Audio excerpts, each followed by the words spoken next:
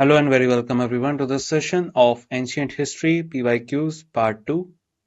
In today's session, we are going to discuss some of the questions that had been asked earlier in the exams and we'll learn from them what are important topics. So let's start.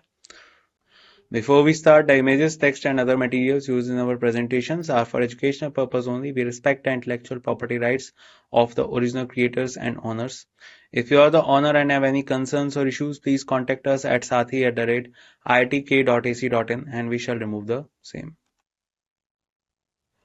So first question that we have with us is the original founder of the manuscripts and editor of Kautilya's Arthashastra was. Options are Shrikant Shastri, Srinivas Iyengar, R. Shamas Shastri, and William Jones. So, whom of the following was the founder and editor of Kautilya's Arthashastra?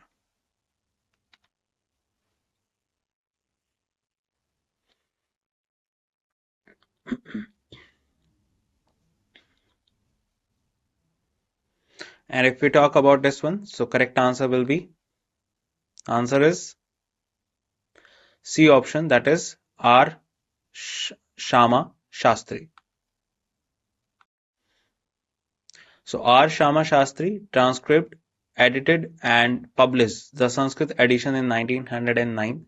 He proceeded to translate it into English, publishing it in 1915. So Arthashastra was the book written by Kautilya, who was also famously known as Chanakya. His real name was Vishnugupta. And this book tells us about two very important things to run the kingdom. One is the political structure, another is the economic structure. So these two things are added in this Arthashastra, and Sam Shastri was the one who edited and published the Sanskrit edition in 1909 and then translated it in 1915 in English as well. Whose army did Alexander the Greek ruler confront on the banks of the river Jhelum? Options are Ambi, Chandragupta Maurya, Porus or Dhananand.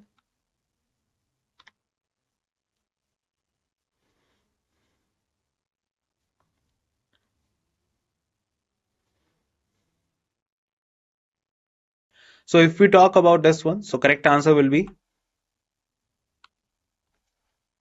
Porus. So Porus was the one who confronted the Greek ruler Alexander the Great. Porus was defeated in this battle. This is famously known as the Battle of Hydaspes or Battle of Jhelum. And after this battle, Alexander was trying to enter into the middle subcontinent of central India, but he was restricted because of two things. Because first is he was not able to cross the river. Another thing is that Alexander army became homesick. So these are the two things because of which Alexander was not able to enter the Indian territory. So Porus fought Alexander the Great in the Battle of Hydaspes, also known as Jhelum, in 326 BC and is believed to be defeated.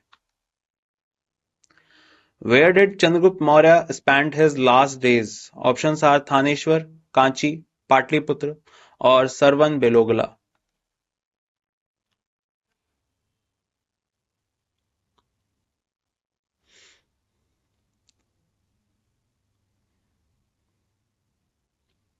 And if we talk about this one, so Chandragupta Maurya was the one who adopted Jainism and went with his teacher for salvation. And the place he went for salvation was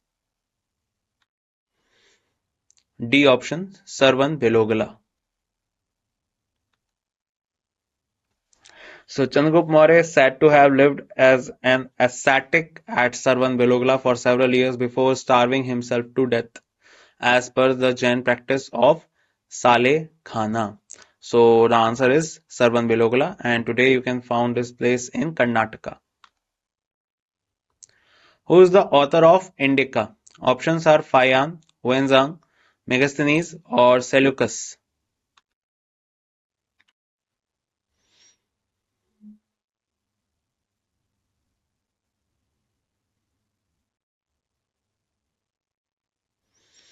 So Indica was a book that was famously written and tells us about the administration and social structure of the Mauryan Empire. And this book was written by C option Megasthenes. Megasthenes was a Greek ambassador and sent by Seleucus Nicator in the court of Chandragupta Maurya. So Megasthenes gave an account of India in his book Indica. Who composed the Allahabad pillar inscription? Options are Mahasena, Veerasena, Vishnusena, or Harishen.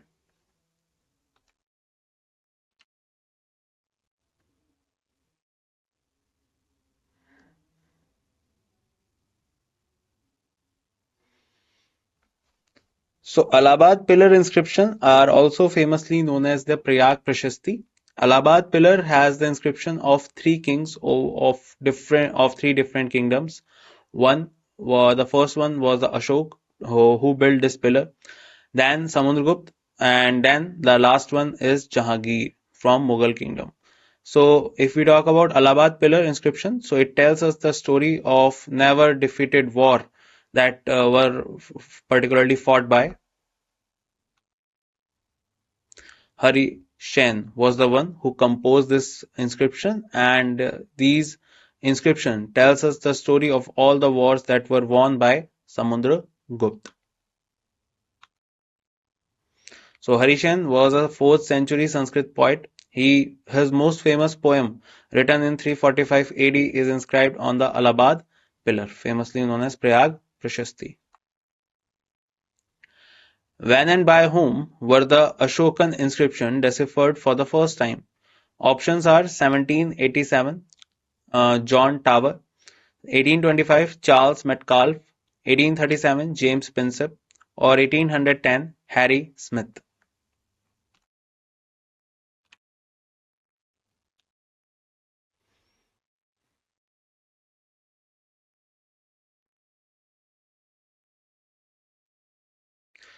And if we talk about this one, so Ashokan inscriptions were deciphered for the first time. Ashokan inscriptions were written in basically 4 languages. Out of 4 languages, the first one is the major, and the 4 languages were Brahmi, Kharosthi, Aramic, and Greek. And out of all these four, if we talk about, one is the major one, and that was deciphered. Brahmi is the major one, and that was deciphered by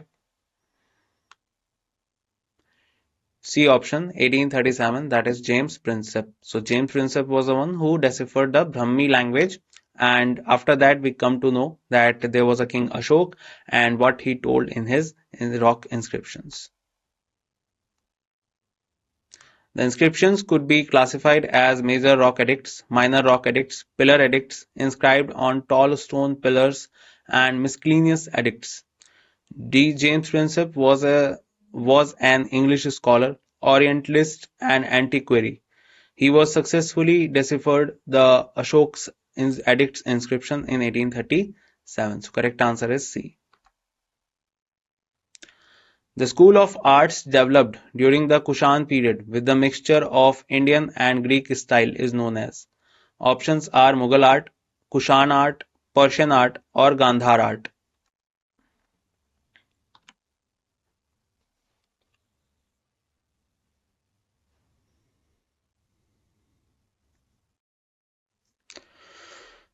So during the time of Kushan, there was a king called Kanishk, and Kanishk was the one who established 2 schools of art. One was Mathura School of Art, another one was Gandhar School of Art. And out of these 2 schools of arts, the correct answer for this question will be D option, Gandhar art. So Gandhar art was the type of style that basically conducts in Indian and Greek style, and majorly composed of the Roman, Greco, and Indian and Buddhist style. So Gandhar is noted for distinctive Gandhar style of Buddhist art, which developed out of a merger of Greek, Syrian, Persian, and Indian artistic influence. This development began during the Parthian period, 50 BC to 75 AD. Gandhar style flourished and achieved its peak during the Kushan period, from the 1st to the 5th centuries. It declined and suffered destruction after invasion of the White Huns in the 5th century. So correct answer is D option.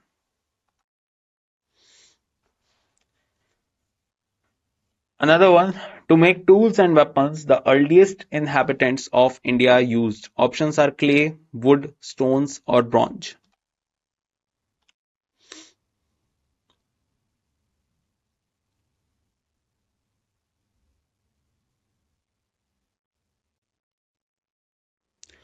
If we talk about this one, so correct answer will be C option, that is stones. So earliest inhabitants of India used stones to make tools and weapons. So correct answer is stones, and over the period of time these stone tools were also modified in the upper Paleolithic, middle Paleolithic and lower Paleolithic. And in the Neolithic age there was a time after the Chalcolithic age that they also started creating bronze. So first metal that was discovered was copper, and then they started creating bronze as well.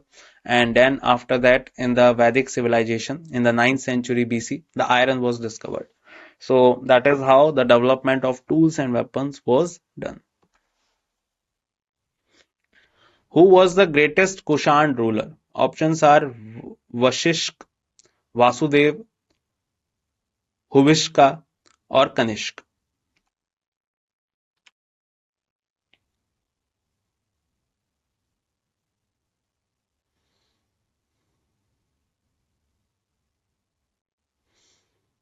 So, if we talk about the Kushans, so Kushans were the Indo-Chinese tribe, and they entered into India in the first century AD, and they have first century BC to first century AD, and they started creating this empire called the Kushan Empire. And this Kushan Empire was the one, they have created lot of things and introduced the maximum amount of gold coins in India. And apart from that, they also used to control the Silk Route.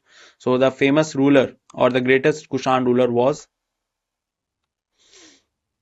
D option, Kanishk. Kanishk was the one under whom the Silk Route was under the control of Kushans. He was the one who started the Gandhar School of Art and Mathura School of Art.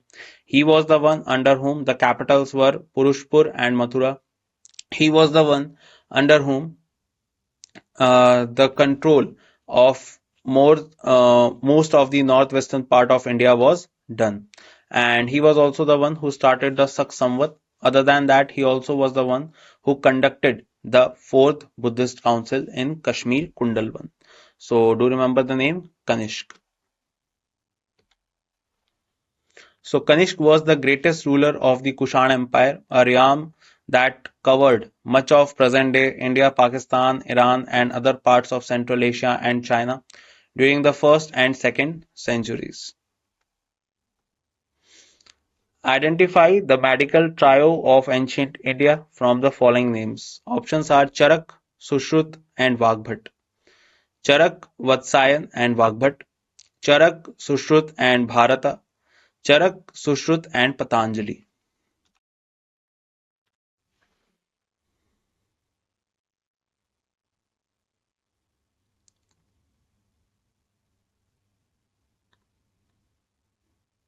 And if we talk about this one, so correct answer will be A option, that is Charak, Sushrut, and Vagbhat. So these are the ancient names or called the medical trio in our country, and they all belong to the ancient time. Like Charak was the person who was a court physician of Kanishk, and he was in the court of Kushan rulers. So these all are surgeons and other than that physicians, and most of their work are still used as a sacred scriptures in medical field. So Charak was one of the principal contributor to Ayurveda, a system of medicine and lifestyle developed in ancient India. He is known for authoring the medical treatise, the Charak Samhita. Charak Samhita is a Sanskrit text on Ayurveda and Indian traditional medicine.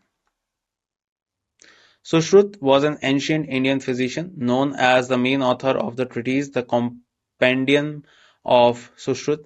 The Mahabharata, an ancient Indian epic text, represents him as a son of Vishwamitra, which coincides with the present recension of Sushrut Samhita. Then Vagbhat is one of the most influential classical writer of Ayurveda. Several works are associated with his name as author, principally the Ashtanga Sangraha and the Ashtanga Hridaya Samhita. So these are the names and these are their works. So do remember this medical trio. Which one of the following is the principal source of information on Ashok's campaign against Kaling? Options are Pillar Edict 7th, Mahavamsa, Divya Vadana, Rock Edict 13th.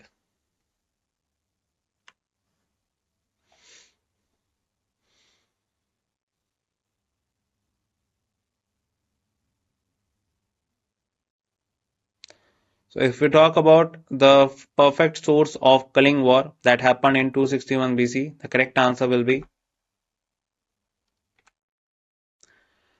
D option, the Rock Edict 3rd. Sorry, the Rock Edict 13th. So the vivid description of Kaling War is given in the 13th Rock Edict of Ashok.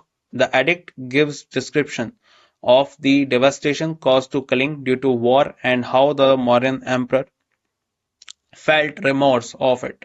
So Rock Edict 13 is also the largest one and also tells us about that how after the Kaling War the policy of Behar Ghosh was changed to Dham Ghosh by Ashok.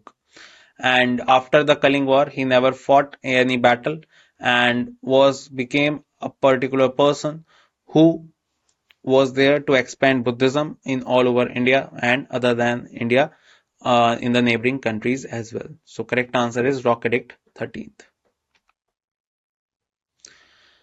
The Gandhar art nourished under the Kushans, the Satvahans, the Guptas, the Mauryas.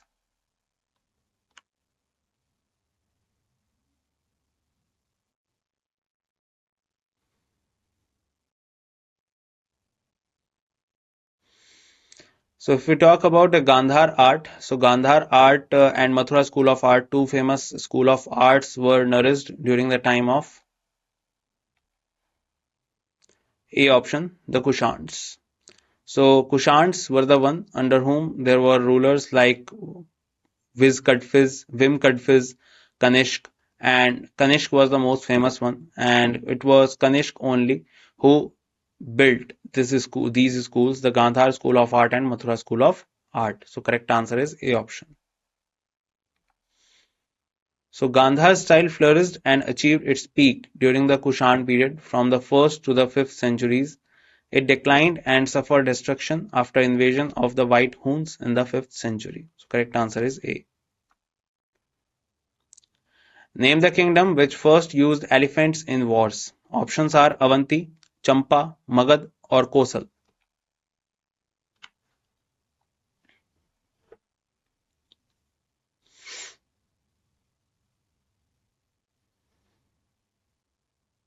If we talk about the elephants used in wars, so correct answer will be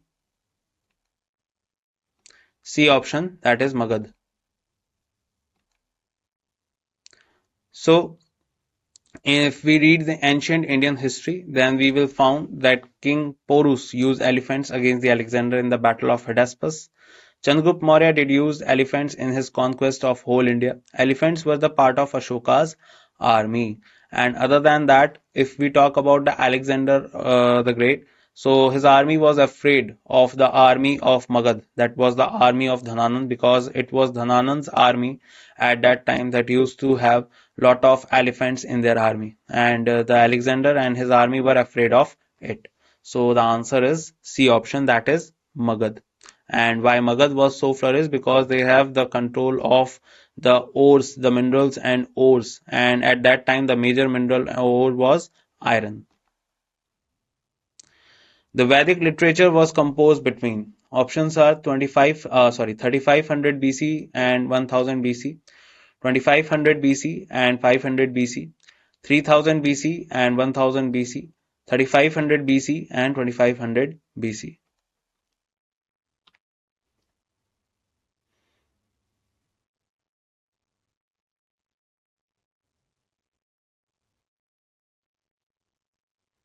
So if we talk about the Vedic literature, so Vedic literature was composed between 2500 BC and 500 BC.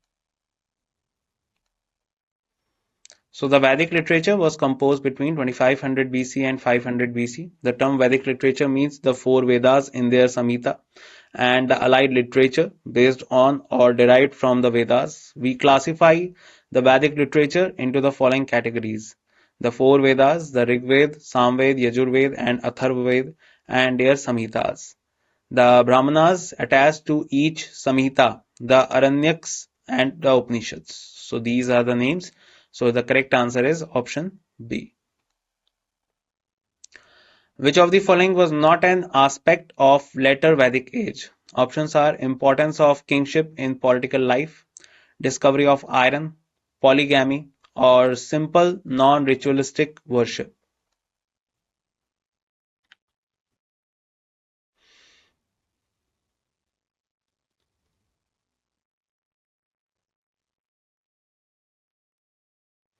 So if we talk about the later Vedic age, so later Vedic age basically starts from 1000 BC and will run till 500 BC, and it is the age in which the three Veds that are Yajurved, Samved and Atharvaved were written or came into form. So the correct answer according to this thing is discovery of iron. So the period of later Vedic age falls between 1000 BC to 600 BC or 500 BC, whereas in Mesopotamia there is evidence that people were smelting iron around 5000 BC. So that is why this is the point that iron was discovered not only in the later Vedic age, but it was already discovered in other areas like Mesopotamia and in India. If during we talk about the later Vedic age or the Vedic age, so around 9th century or 10th century BC, the iron was discovered here also. So correct answer is B option. Who among the following presided over the fourth Buddhist council? Options are Ashok, Kanishk, Ashwaghosh or Vasumitra.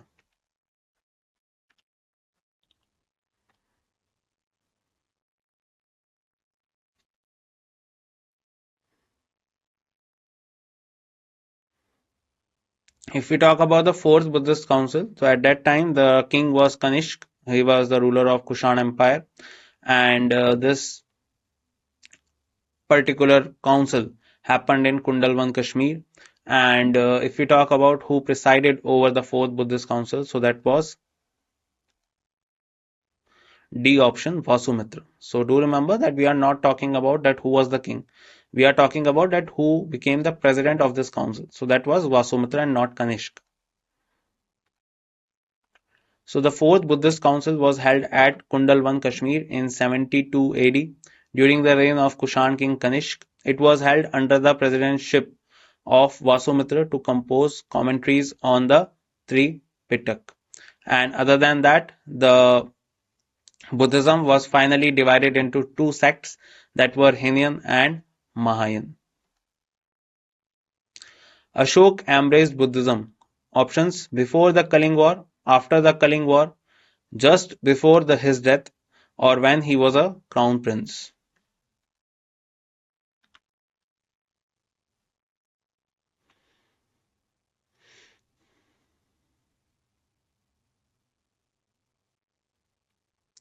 So if we talk about Ashok, so Ashok embraced Buddhism during the time when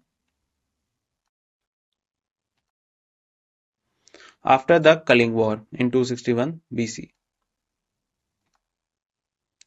So Ashok was an Indian emperor of the Mauryan dynasty who ruled India from 268 to 232 BCE. Ashok led a deadly and destructive war against the state of Kaling in modern day Odisha. He succeeded and captured the region ca 260 BCE. The edicts of Ashok claimed that after the war, the emperor was full of regret over the mass deaths he caused. This led him to convert to Buddhism and to work to spread its values. So correct answer is B. So what was the original name of Mahabharat is? Options are Raj Tarangini, Bharat Katha, Katha Sarit Sagar, Jai Samhita.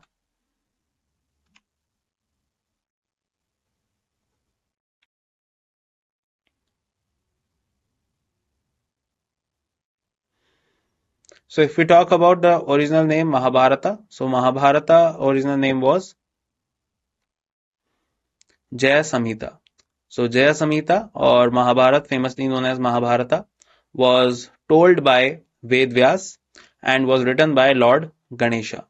So do remember the name Jaya Samhita. So original name of Mahabharata is Jaya Samhita. It was narrated by sage Ved Vyas and written by Lord Ganesha. Originally it had only 8800 sloks. Later more sloks were added to it. Now Mahabharata has 1,100,000 sloks. So that is basically called the Mahabharata. Which among the following inscription is known as Prayag Prashasti? Options are Hathi Gumpha inscription, Ahole inscription, Mehroli inscription, or Allahabad pillar inscription. We just talked about this one earlier.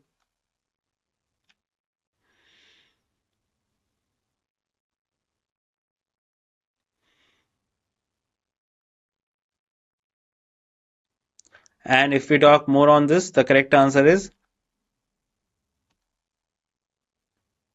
D option, that is Allahabad pillar inscription. So Allahabad pillar inscription or Prayag Prashasti was issued by Samudragupta and was composed by Hari Sen. It lists achievements of Samudragupta, and you can find this pillar in the Allahabad fort.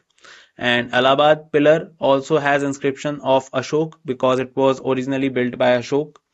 Then it has inscription of Samudragupta, and finally they have the inscription of Jahangir on it. So correct answer is D. Who was the son of Chandragupta Maurya? Options are Bindusar, Chandragupta II, Ashok, or Bimbisar.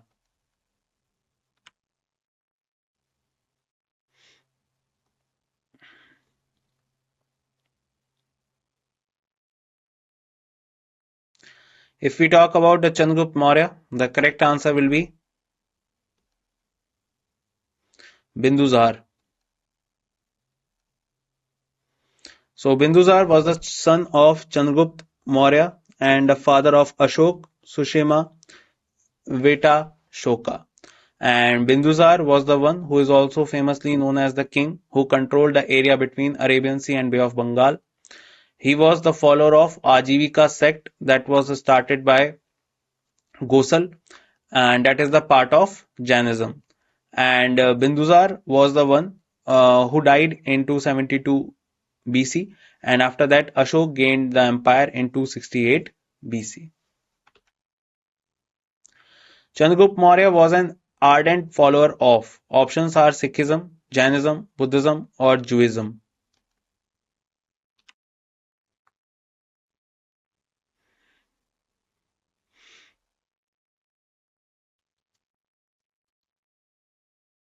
So if we talk about the Chandragupta Maurya, so Chandragupta Maurya was the follower of Jainism. So Chandragupta Maurya was the follower of Jainism. His son Bindusar was the follower of Ajivika, and Bindusar's son, that is the grandson of Chandragupta Maurya, that was Ashok, he was the follower of Buddhism. So Chandragupta Maurya was the founder of the Mauryan Empire in ancient India. Historical Jain texts claim Chandragupta followed Jainism by first renouncing his wealth and power, going away with Jain monk Acharya Bhadra Bahu, and performing a ritual of peacefully welcoming death by fasting. So correct answer is B option, Jainism, and he attained this Salaha Kena in Sarvan Belogala. That is the process of death by fasting in Sarvan-Belogala in Karnataka. At which location a sculpture of chariot of Harappan time was found? Options are Lothal, Banavali, Daimabad or Kalibangan.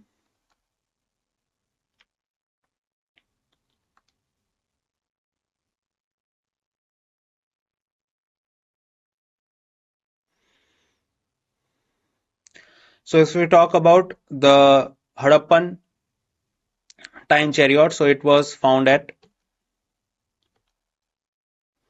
Daimabad. So Daimabad is a deserted village in Ahmedabad where a sculpture of chariot of Harappan time was found. So correct answer is C option.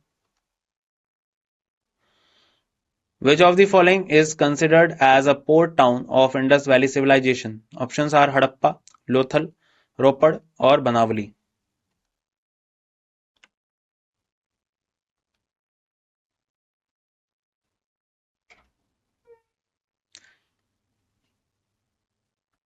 So the correct answer for this question will be Lothal. So Lothal is a port town of Indus Valley civilization where trade once flows had with other ancient civilizations. If we talk about Lothal, so Lothal is also famous for the artificial dockyard, and other than that, the cultivation of rice is also found here. So correct answer is Lothal, and it was discovered besides the Bhogwa river. The details of coronation ceremony are narrated in which of the following scripture? Options are Kano Upanishad, Vishnu Puran, Atarya Brahmana or Atharva Ved.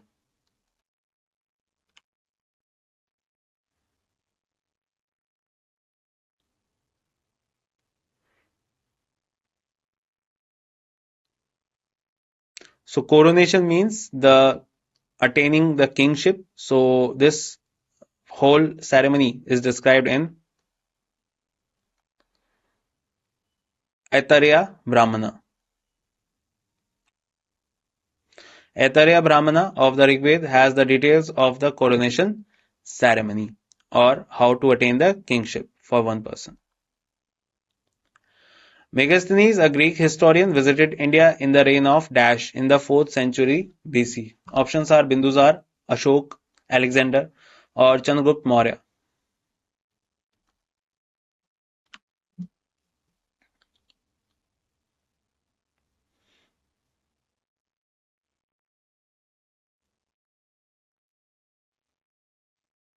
If we talk about this one, so correct answer will be D option, that is Chandragupta Maurya. So Megasthenes was a Greek historian who came to India in the 4th century BC as a representative or ambassador of Seleucus Nicator. He lived in the court of Chandragupta Maurya for about 5 years, and he was sent by Seleucus Nicator after Seleucus Nicator was defeated by Chandragupta Maurya, and he also wrote a book. Megasthenes was the one who also wrote the book called Indica. And that's it in this session, guys. I hope you learned a lot of things with me with these questions. I hope to see you all there in the next session. Till then, bye bye and thank you.